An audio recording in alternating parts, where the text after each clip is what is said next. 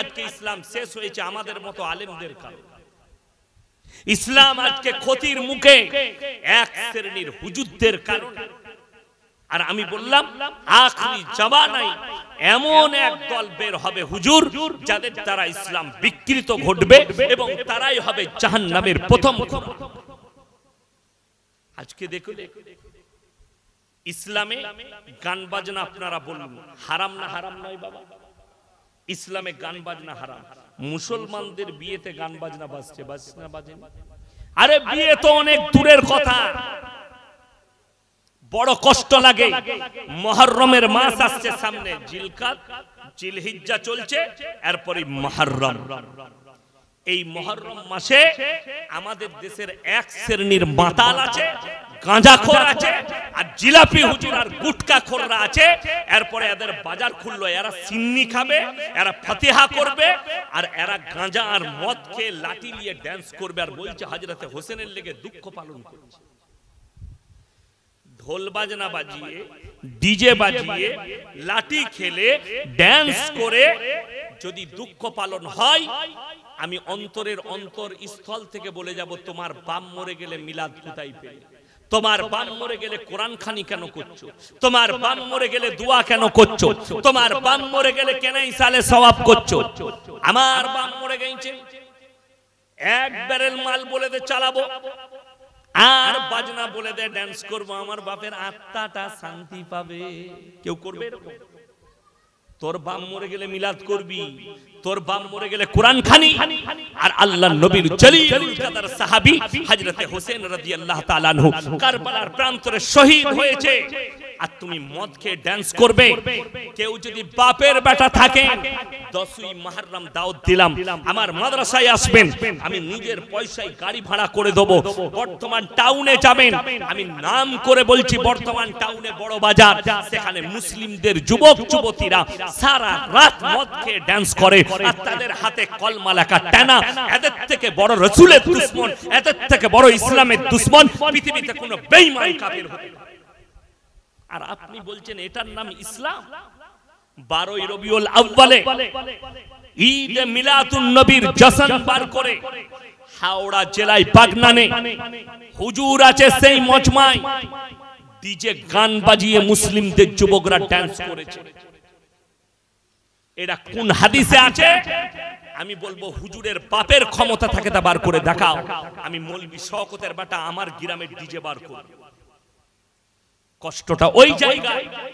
ঈদ মিলাদুন নবীর নাম করে, মিছিলের নাম করে বর্তমান টাউনে গাড়ির ওপরে হারামখোর মুসলিম যুবকরা ড্যান্স করছে, আর তাদের সঙ্গে গুটকাখোর আর জিলাপি হুজুরগুলো আছে।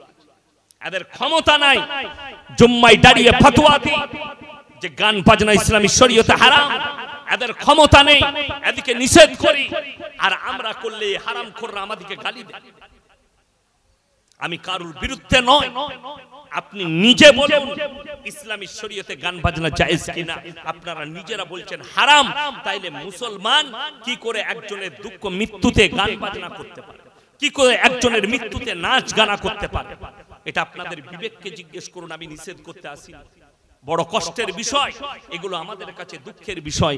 আমরা আলেম আল্লাহর কাছে এই প্রতিবাদ না করলে আল্লাহর কাছে কি জবাব দেব? আল্লাহর কাছে কি জবাব দিয়ে দাঁড়াবো? মুহররমের মাস আপনি কি রোজা রেখেছেন? মুহররমের মাস আপনি কি নামাজের পাটিতে দাঁড়িয়ে কেঁদেছেন আল্লাহর কাছে?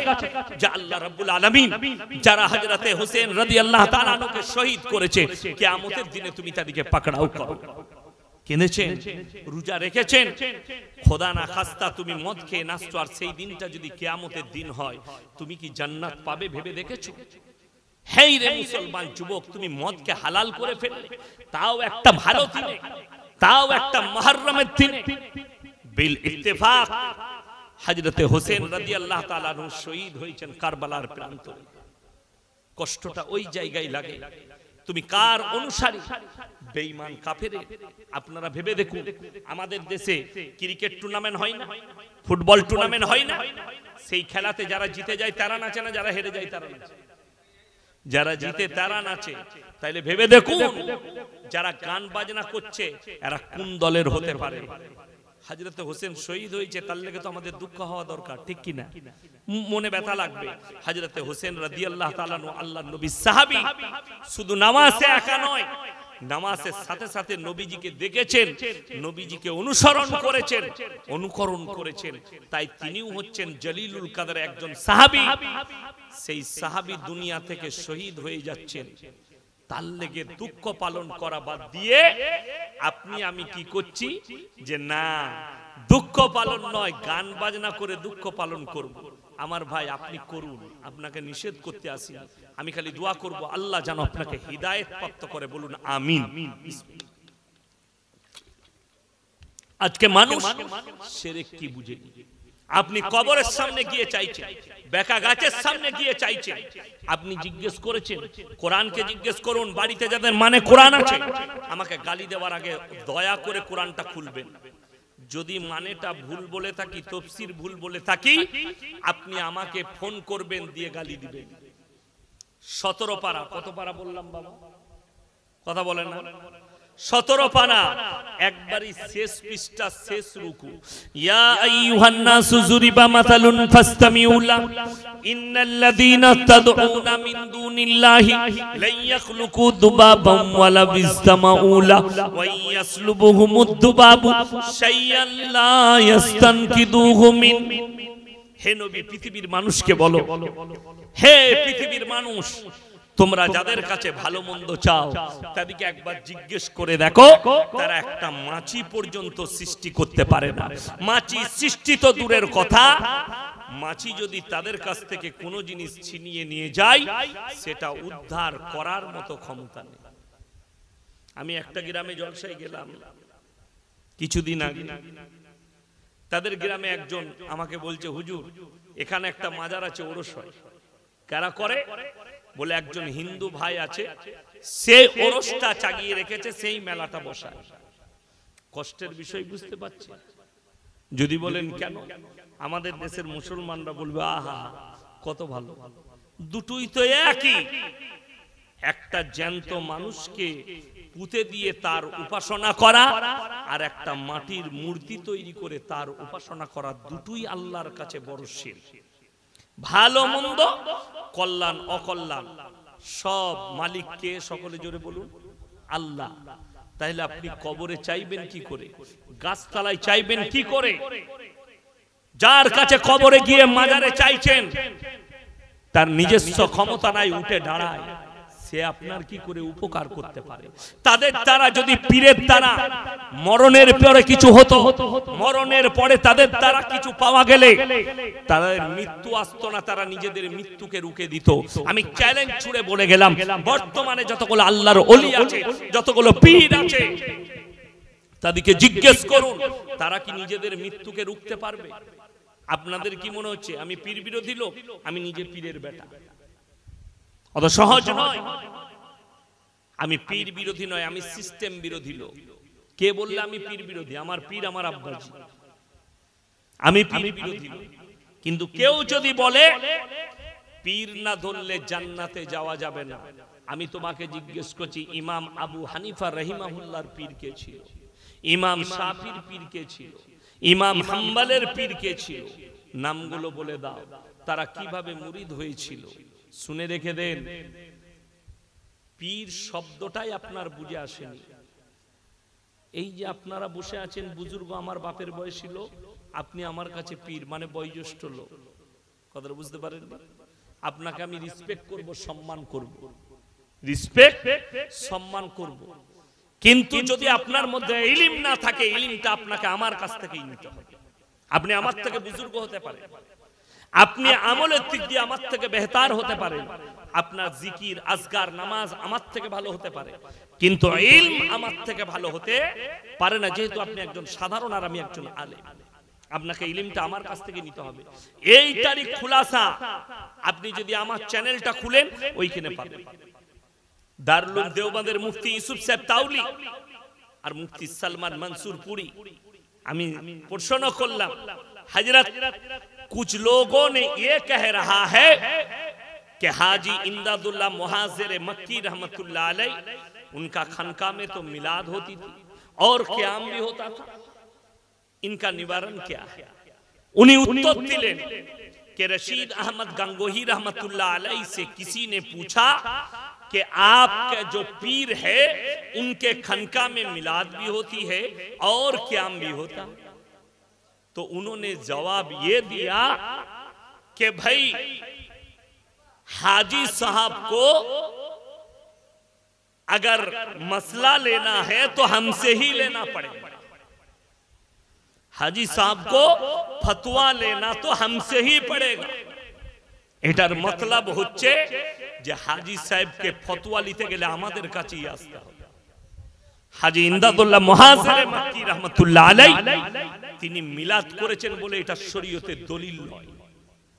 তিনার খানকায় কিয়াম হয়েছে এটা কখনো দলিল নয়।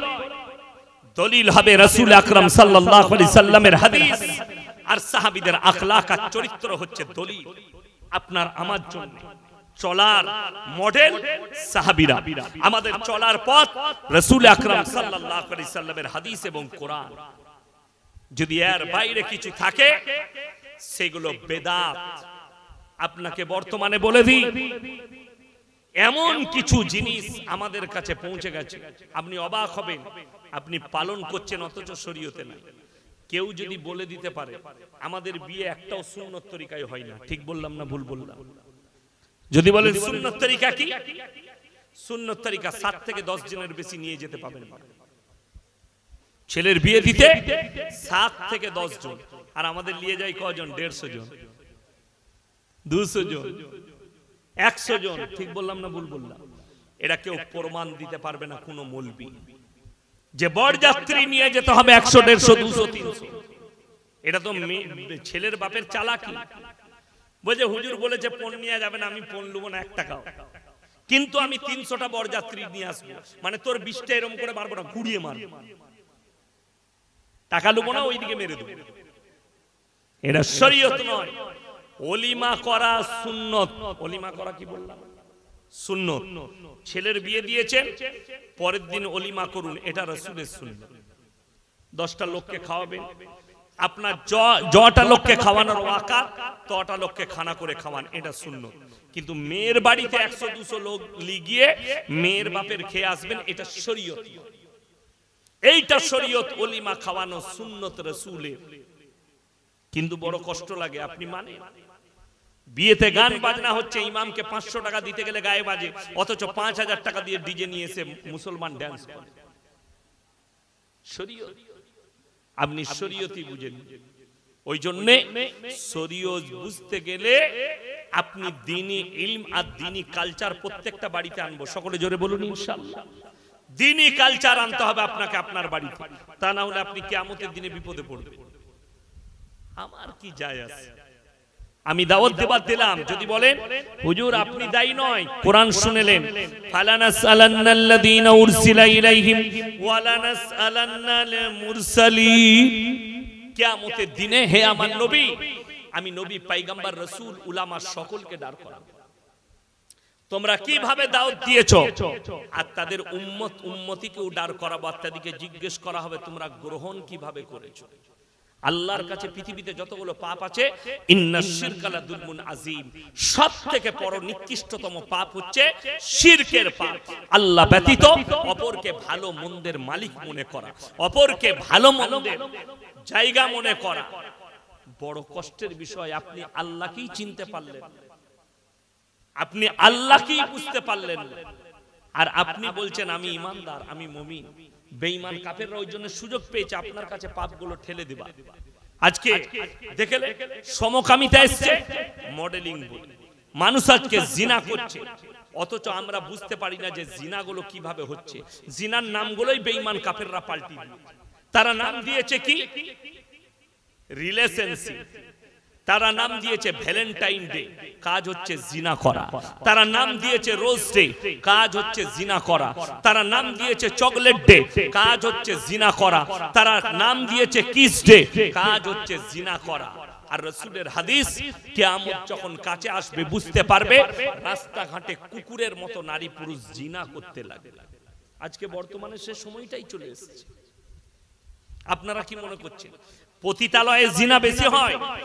বর্তমান যুগে সব থেকে বড় জিনা করার জায়গা হচ্ছে পার্কগুলো।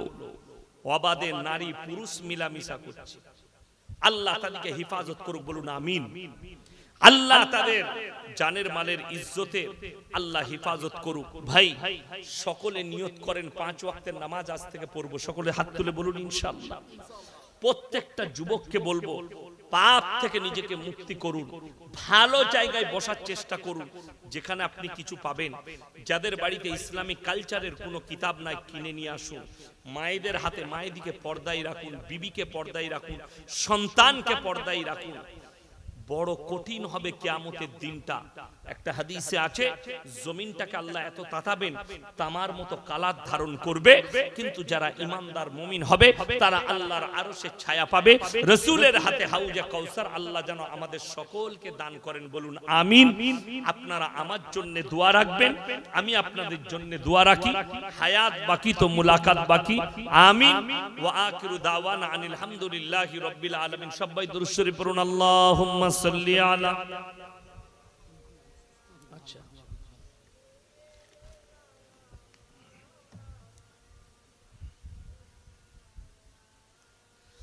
ربنا آتنا في الدنيا حسنة وفي الآخرة حسنة وقنا عذاب النار ربنا لا تزغ قلوبنا بعد إذ هديتنا وهب لنا من لدنك رحمة إنك أنت الوهاب।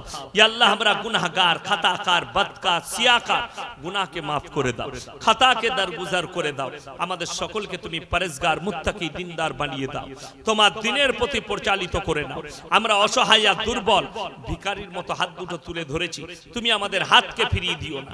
আজকের এই মজমায় যে সমস্ত ভাইয়েরা, মায়েরা, বোনেরা আমরা হাত তুলেছি, হাত তোলার পূর্বে বিগত জীবনের সমস্ত সাগীরা কাবীরা, জাহিরি বাতিনি, দিনের দিবালয়, রাতের অন্ধকারে জেনে অজেনে যত পাপ করেছি সব তুমি ক্ষমা করে দাও।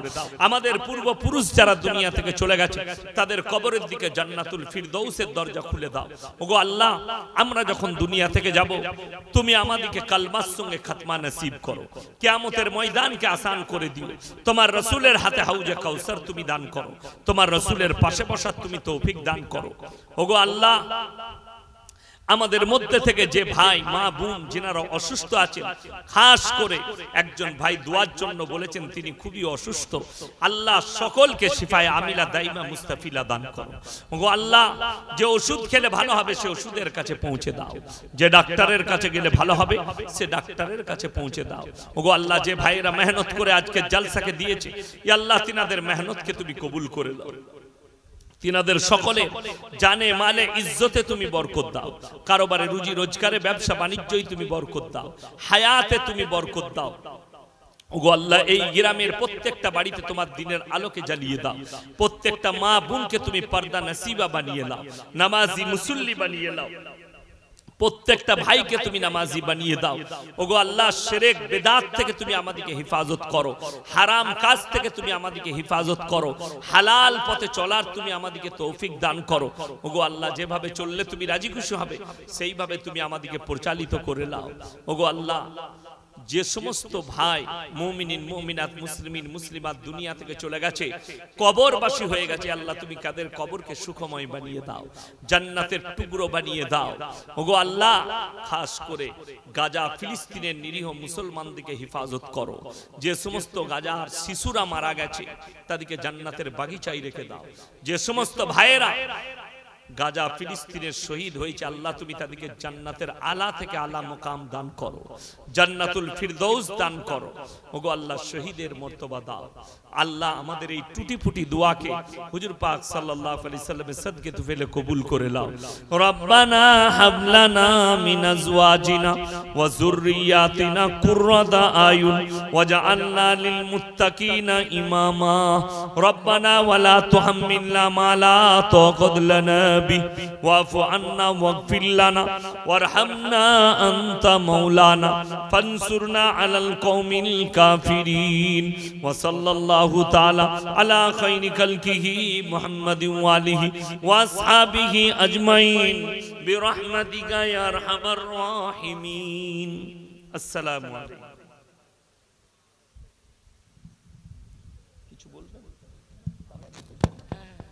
কেউ চলে যাবেন না, তাবাররুকের ব্যবস্থা আছে। তুমি আমাকে যতদিন না নিষেধ করবে আমি চাচার জন্য কাঁদব। আল্লাহর হাবিব কাঁদতে লাগলেন। আল্লাহ আয়াত পাঠিয়ে দিলেন, মা কানা লিন নবী ওয়াল্লাযীনা আমানু আইয়াস্তাগফিরু লিল মুশরিকিন ওয়ালাউ কানু উলি কুরবা। হে নবী এবং মুমিন, তোমরা কান খুলে শুনে নাও, যারা বেঈমান কাফের হয়ে মুশরিক হয়ে যারা বদ্দিন হয়ে মারা গেছে তাদের লেগে দোয়া করতে পাবে না, যদিও তারা তোমাদের নিকটতম আত্মীয় হয়। আর আমাদের দেশে জান্নাত পাঠাবার কন্টাক্ট নেওয়া হয়, অনেক জিলাপি হুজুর আর গুটকাখোর আছে, তারা কন্টাক্ট নেয়, পয়সা দিলেই জান্নাত পাঠিয়ে দেব। আমি দেখলাম বাংলাদেশে এক জিলাপি হুজুর বয়ান করছে, কি জানে কি বয়ান করছে? ভাইরা, যখন কোন আমার মুরিদ মারা যাবে, আমার পীরের মুরিদ মারা গেলে তাদের কোনো চিন্তা নাই, তাদের মৃত্যুর আগে আজরাইল আসবে না, আগে আজরাইল আমার পীর সাহেবের কাছে যাবে। আচ্ছা আপনারা বলুন, আমি ইয়াসিন এখন বেঁচে আছি না মারা গেছি? স্টেজে কথা বলে না, বেঁচে আছি। আচ্ছা কেউ যদি এখন আমাকে মারতে আসে, আমি তাকে আটকাতে পারবো না? পারবো? কথা বলে না, পারবো না। আমার হাত পা সব খোলা, সে যদি আমাকে চর মারতে আসে তার হাতটা ধরতে পারবো? পারবো না? পারবো না। আচ্ছা আমি যদি মারা যাই তাহলে কি করে আটকাবো? কথা বলে না। আমাদের দেশের লোক এত ভালো, এত ইসলাম বুঝে, বলছে বেঁচে থাকলে মানুষের পাওয়ার কম থাকে, মরে গেলে পীরের পাওয়ার বেড়ে যায়। আমি কেন অবাক হয়ে যাই, মরে গেলে পীরের পাওয়ার বেড়ে যায়। বড় কষ্ট লাগে। যদি মরে যাওয়ার পরে, আমি ইউপির একটা বক্তার বক্তব্য শুনলাম, বলে এক ऐसा जवाना था कि बड़ा पीर अब्दुल कादिर जिलानी रहमतुल्लाह अलैह का नाम अगर बगैर उजू का कोई ले लेते तो वो मर जाता था। नाउजुबिल्लाह बोले, এই জোরে বলুন নাউজুবিল্লাহ। এইটা বড় পীর আব্দুল কাদির জিলানী রাহমাতুল্লাহ আলাইহির উপরে তহমত। আল্লাহ রাসূলের হাদিস, আখরি জামানায় এক শ্রেণীর হুজুর বের হবে, তাদের দ্বারা ইসলাম বিকৃত হওয়ার কারণে তারাই সর্বপ্রথম জাহান্নামের উত্তর অধিকারী হবে। ইসলাম তাদের কাছ থেকে বিকৃত হবে। কত বড় পাপ, পাপের কথা আপনারা বলুন তো। আল্লাহর রাসূল সাল্লাল্লাহু আলাইহি সাল্লাম বেশি পাওয়ারফুল না বড় পীর আব্দুল কাদির জিলানী রাহমাতুল্লাহ আলাইহি বেশি পাওয়ারফুল? কথা বলেন না, জোরে বলুন, শুনতে পাচ্ছি না। আল্লাহর রাসূল সাল্লাল্লাহু আলাইহি সাল্লাম বেশি পাওয়ারফুল। তাহলে যে লোকটা বলছে ইয়ার কানে কে চড়াবে আর আর কানটা টিপে কে ধরবে, যে ওরে মূর্খ, যদি বড় পীর আব্দুল কাদির জিলানী রাহমাতুল্লাহ আলাইহির নাম বিনা উজুতে নাপাক অবস্থায় নিলে যদি লোক মারা যেত, আল্লাহর নাম নিলে তো তাহলে জাহান্নামে ঢুকতে হতো। কথাটা বুঝতে পারেননি? রাসূলের নাম যদি কেউ বিনা উজু নাপাক অবস্থায় নিলে সে তো জাহান্নামে যেত। আপনারা কি বলছেন, বিনা উজুতে রাসূলের নাম নেওয়া যাবে না? যাবে না? কথা বলে না, যাবে, কোনো অসুবিধা নাই। উজু যদি না থাকে জুবানি কোরআন পড়া যাবে, কোনো অসুবিধা নেই। কথা বুঝতে পারলেন না? মোবাইলে কেউ যদি কোরআন পড়ে উজু করা লাগবে না। শুনে যান আমার কাছে, মোবাইলে কেউ কোরআন পড়লে তাকে উজু করা লাগবে না। বড় কষ্ট লাগে, দুঃখ লাগে, মূর্খ হলে যা হয়। এখনই বলুন, এই কিছু জিলাপি হুজুর এই বক্তব্য শুনবে, দিয়ে বলবে বড় পীর আব্দুল কাদির জিলানী রাহমাতুল্লাহ আলাইহিকে ভালোবাসে না, ওরে হারাম কর, তোর থেকে বেশি ভালোবাসে, তোর থেকে বেশি মহব্বত আছে আমার দিলে। কেন? আমরা নবীকে ছোট করি না, এটা রাসূলকে ছোট করা। এটা কে বুঝাবে, কে শোনাবে? আমি এই দেখেন, এই গাছটা কাপড় দিয়ে লেপটিয়েছে না, লেপটিয়েছে, জলসা হচ্ছে বলছে। আমি হুগলি ডিস্ট্রিক্টে এক জায়গায় জলসায় গেলাম, তারকেশ্বরের কাছে। তো আমার জলসা আছে, আমি প্রধান বক্তা, লাস্টে গেলাম, প্রচুর লোক। এইরকম ভাবি একটা গাছ স্টেজের পাশে লেপটানো আছে, কাপড় গুড়াতে, সেই কাপড়টা কিন্তু কি লেখা আছে, লেপটানো আছে। তার গোড়ায় দেখছি মাটির ঘোড়া রাখা, আগরবাতি মোমবাতি। আমি মনে মনে চিন্তা করলাম, আল্লাহ, স্টেজে গিয়ে বললাম, বাবা আপনাদের এই হুগলি ডিস্ট্রিক্টে এই গ্রামে হিন্দু মুসলিমদের প্রচুর মহব্বত। বলে কেন হুজুর? আমি এই যে এখানে ওরা পুজো করে আর তোমরা এখানে জলসা করছো। ওই যে হুজুর মালটা আমাদেরই। আমি তোরা কি করিস? বলে ওখানে বুড়ো পীর সাহেব আছে। ইমানদারির সঙ্গে বলবেন, ইমানদারির সঙ্গে বুকে হাত দিয়ে বলবেন, একটা অমুসলিম ভাই মাটির মূর্তি তৈরি করে পুজো করে, আমরা সেটাকে শিরক বলি না? বলি না? কথা বলেন, শিরক। যদি এটা শিরক হয়, তুমি গাছতলায় মাটির ঘোড়া রেখে সিজদা করবে, এটা কি করে জায়েজ হতে পারে? আল্লাহর কসম খেয়ে বলে যাচ্ছি, যদি কবরে সিজদা করা জায়েজ হতো, সব থেকে প্রথমে রাসূল আকরাম সাল্লাল্লাহু আলাইহি সাল্লামের কবরে হতো। ঠিক কি না? আল্লাহর রাসূলের কবরে সিজদা নেই। কবরে চাদর চড়ানো জায়েজ হলে সব থেকে প্রথমে আল্লাহর রাসূলের কবরটা তোমার মতো টেনা চাদর নয়, হিরেমতি মুক্ত চাদরে ঢেকে যেত। ঠিক কি না? কথা বলেন, জোরে বলুন সুবহানাল্লাহ। রাসূলের কবরে জায়েজ নেই। পৃথিবীর আর কোন মৌলবি মোল্লা পীর ফকিরের কবরের জন্য চাদর চলবে না। আজকে মেদিনীপুরের একজন যুবক ফোন করেছে, তারা বুঝতে পারলাম 4-5 জন আছে, বলছে আপনাকে বলতে হবে কিয়াম করা চলবে কি চলবে না। আমি বললাম, ভাই কতবার বলবো, আমার বয়ান শুনেলেন, আমি কিয়াম করি না, আমার কাছে কিয়াম চলবে না। তো সে আমাকে বলছে আমাকে দলিল দিতে হবে। আমি বললাম, আচ্ছা তোমার কাছে দলিল আছে? বলে হ্যাঁ। আমি বললাম, একটা হাদিস দিতে বলো তোমার হুজুরকে, একটা হাদিস। কিয়াম শব্দের অর্থ অনেকে জানে না, শুনেলেন, তার মানে হচ্ছে দাঁড়ানো। কিয়াম করা ফরজ কোথায়? নামাজে। কথাটা বুঝতে পেরেছেন? কিয়াম করা ফরজ নামাজে। কিয়াম শব্দের অর্থ হচ্ছে দাঁড়ানো। এরপর চলুন, বলছে কিয়ামে দাঁড়ায়নি, এরা বেয়াদব, এরা কাফের হয়ে গিয়েছে। তাইলে আমি 1 মিনিটের লেগে বলে দিই।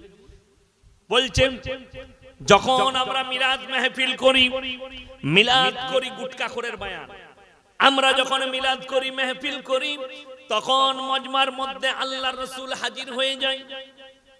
তো আল্লাহর রাসূল যদি মিলাদে হাজির হয়, আল্লাহর রাসূল যদি তোমার জলসা ইসালে সওয়াবে হাজির হয়, তাহলে হারাম কর তুই বসে বসে কি করে বয়ান করিস বে নবীর সামনে?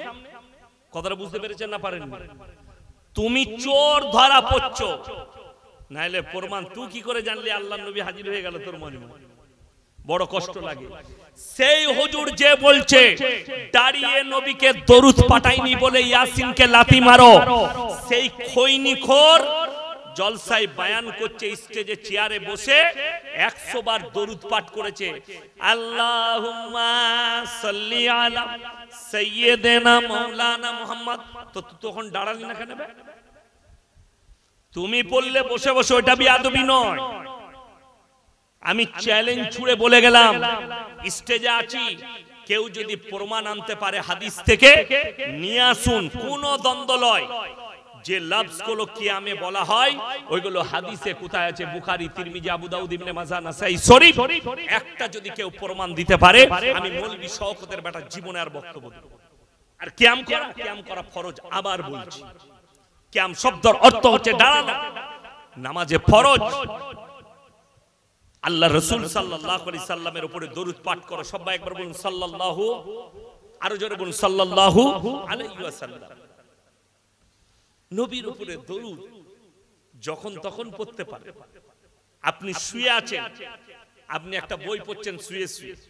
আমরা বই পড়ি না কখনো কখনো, বাংলা কোনো আলেমের লেখা বই পড়ছেন, কোনো হুজুরের লেখা বই পড়ছেন, সেখানে আল্লাহ রাসূল সাল্লাল্লাহু আলাইহি সাল্লামের নাম এলো, যখন এলো আপনি শুয়ে শুয়ে বলবেন সাল্লাল্লাহু আলাইহি সাল্লাম, নবীর উপরে দরুদ পাঠ হয়ে গেল। তো বই পড়ার সময় যদি শুয়ে পড়া যায়, শুয়ে শুয়ে কোরআন পড়লে যদি ওইখানেই পড়া যায়, দরুদ পড়া যায়, আর ইয়াসিন জলসায় দাঁড়াইনি বলে একে লাথি মারতে হবে, তোমার বিবেককে জিজ্ঞেস করো।